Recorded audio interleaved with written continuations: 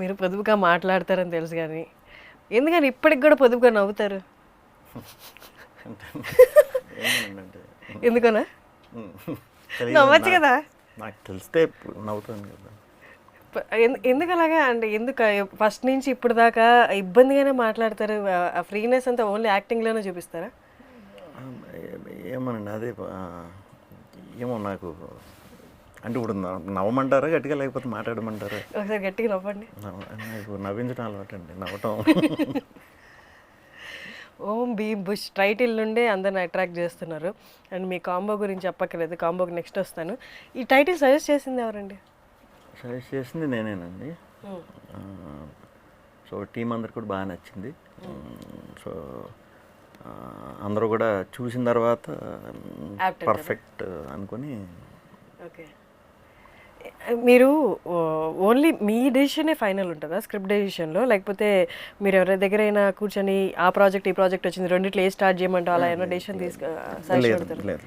నేను అంటే maximum project okay అయిన తర్వాత 6 months to 1 year నా అన్నీ అలాగే టైం తీసుకుంటాను. సో ఆ ప్రాసెస్లోనే మీ ఏదైనా డౌట్ ఉన్నా, ఏదైనా క్లారిఫై చేయాలన్నా డైరెక్టర్తోనే, అంటే నాకు ఎవరైతే స్టోరీ చెప్పారో వాళ్ళతోనే. ఎవరి ఇన్వాల్వ్మెంట్ ఉండదు, ఎవరు చెప్పినా నేను విన్నాను బేసిక్గా. ఓకే, మీ కాస్ట్యూమ్స్ ఎవరు చూసుకుంటారు? ఏ ప్రాజెక్ట్కి ఆ ప్రాజెక్ట్? అంతే సపరేట్గా నేను సపరేట్గా ఇలా అలా అని ఎప్పుడు ఇప్పుడు నుంచి చేస్తున్నాను.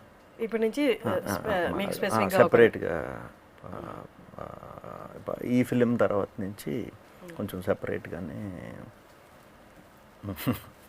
కదా, వాళ్ళిద్దరేమో ప్రియదర్శి అండ్ రాహుల్ ఏమో పోటీ అంటే స్క్రీన్ స్పేస్ లాక్కున్నట్టు యాక్ట్ చేస్తారు. మీరు సైలెంట్గా పంచులేస్తారు. వాళ్ళది ఒక టోన్లో ఉంటే మీది ఒక టోన్లో ఉంటుంది. బట్ ఎలా స్క్రీన్ నా డైలాగ్ అని కొట్టుకున్నారా? ఎట్లా ఉంది అసలు? అలా పెద్దగా అలా ఏం కొట్టుకోలేదండి. అంటే బేసిక్గా నేను రాహుల్ ఒక సింక్ ఈ సినిమా వరకు.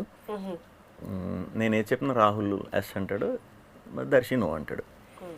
సో ఇది మా క్యారెక్టరైజేషన్ ఫిలింలో. సో చాలా సింపుల్ అయిపోయింది అనమాట. నేను ఏదేదో చెప్తాను, ఆడు అంటాడు, అంటాడు. ఇలా వెళ్ళే క్యారెక్టరైజేషన్ అనమాట. ఫస్ట్ నుంచి లాస్ట్ వరకు ఇలాగే ఉంటుంది. బట్ చాలా అరుదుగా వస్తుంది ఇలాంటి ఆపర్చునిటీ. అంటే ఎక్కువ హీరోయిన్తో ఉంటుంది, లేకపోతే ఫాదర్ కానీ సిస్టర్ రోజు ఇలా ఉంటుంది. మన సేమ్ ఏజ్ ఉన్న వాళ్ళ ఫ్రెండ్స్ తోటి ఇలా ఎక్కువ జర్నీ చేయడం అనేది మీకు రెండోసారి వచ్చింది సేమ్ ఆపర్చునిటీ. బట్ అంటే ఇంత ఈక్వల్ లెవెల్లో యాక్ట్ చేసేటప్పుడు యాజ్ అన్ యాక్టర్ పక్కన వాళ్ళ నుంచి మీరు ఏమైనా అనుకుంటారా? అంటే ఈ పాయింట్ లేదా ఈ డిక్షన్ లేకపోతే ఈ సీన్లో వీడు భలే చేసాడు రా, మేబీ నేను కూడా అక్కడ ఏమన్నా అలా. మామూలుగా హీరోస్ అలా అనుకోరు, బీయింగ్ ద లీడ్ క్యారెక్టర్. మీరేమన్నా అలా అనుకుంటారా? అలా అనుకోండి. ఎందుకంటే వాళ్ళ క్యారెక్టరైజేషన్లోకి సంబంధించిన చాలా లైనర్స్, చాలా పంచులు నేనే ఇస్తా. అలా షేర్ చేసుకుంటాం మేము. ఎందుకంటే ఇది అల్టిమేట్గా మన సినిమా, మా సినిమా అది. సో నాది ఒక్కడిదే ఇలా కనిపించాలి, లేకపోతే వాళ్ళది ఇలా కనిపిస్తుంది, ఆ మైండ్ సెట్ కాదు నాది బేసిక్గా. సో ఈ సీన్కి ఏది ఇంపార్టెంటో అది చెయ్యాలి. At the same time balance కూడా చేసుకోవాలి. మీ ఇంపార్టెన్స్ చూసుకోరా స్క్రీన్ స్పేస్? డెఫినెట్గా సినిమా మనం ఓకే చేసిందే మన దాని గురించి. మళ్ళీ సెపరేట్గా అంటే అలా చూడను. బట్ ఈ ఫిల్మ్ వరకు వచ్చి ప్రతి సీన్లో ముగ్గురు ఉంటాం. ప్రతి సీన్లో ఉంటాం సినిమా అంతా ఫస్ట్ నుంచి లాస్ట్ వరకు. నేను ఇంతకుముందు ఒక సినిమాకి విన్నాను మీరు ఎడిటింగ్లో కూడా బాగా ఇన్వాల్వ్ అవుతారు అని. ఈ సినిమాలో ఎడిటింగ్లో ఎంతవరకు ఇన్వాల్వ్ అయ్యారు? ఈ సినిమా కదండి, ఏ సినిమా అయినా సరే నేనే కాదు, ఒక టీం కింద సినిమా చేసినప్పుడు అందరూ అన్నట్లు ఇన్వాల్వ్ అవ్వాలనేది నా పాయింట్. అది కెమెరామెన్ ఇన్వాల్వ్ అవ్వాలి, డైరెక్టర్ అలాగే ఇన్వాల్వ్ అవుతాడు, అసిస్టెంట్ డైరెక్టర్స్ కూడా ఇన్వాల్వ్ అవ్వాలి. టీం అంతా ఇన్వాల్వ్ అవుతేనే ఎప్పుడు కూడా ఒక ఫ్రూట్ఫుల్ ప్రాజెక్ట్ అవుతుందని నా నమ్మకం.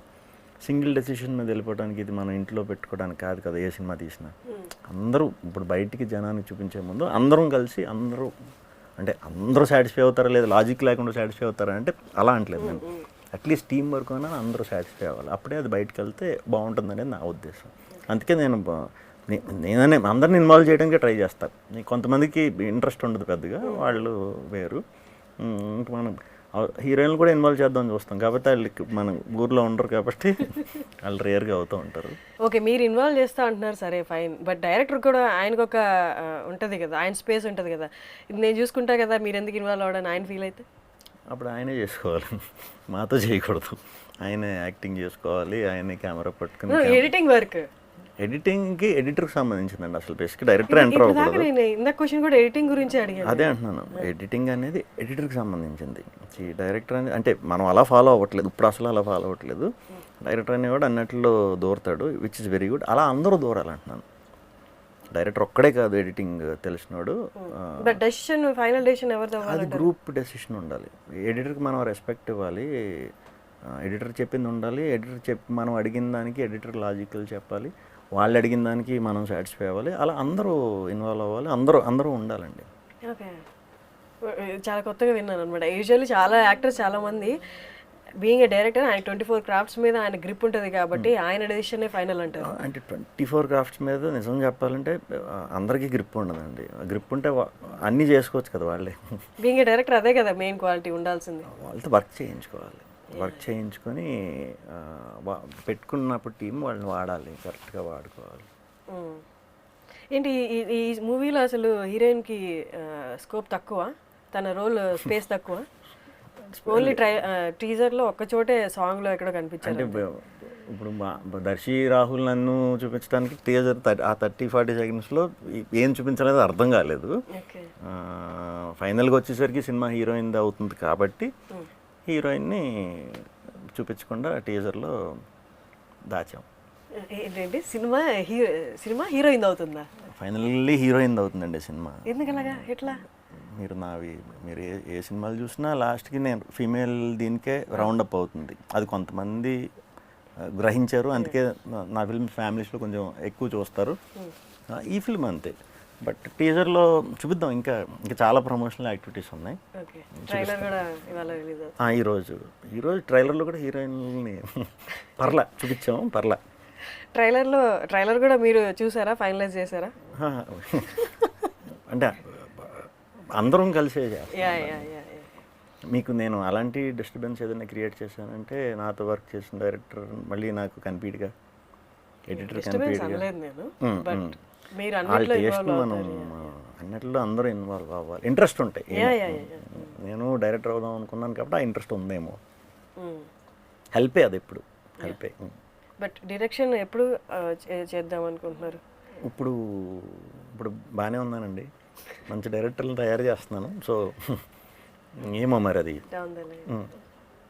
చూద్దాం అది. ఓకే. అండ్ చాలా ఇంటర్వ్యూలు ఇచ్చి అలసిపోయి ఉంటారు. మీకు ఇప్పుడు ఇబ్బందిగా అనిపించదా ఇన్ని ఇంటర్వ్యూస్ ఇవ్వడం, ఇంత ప్రమోట్ చేయడం?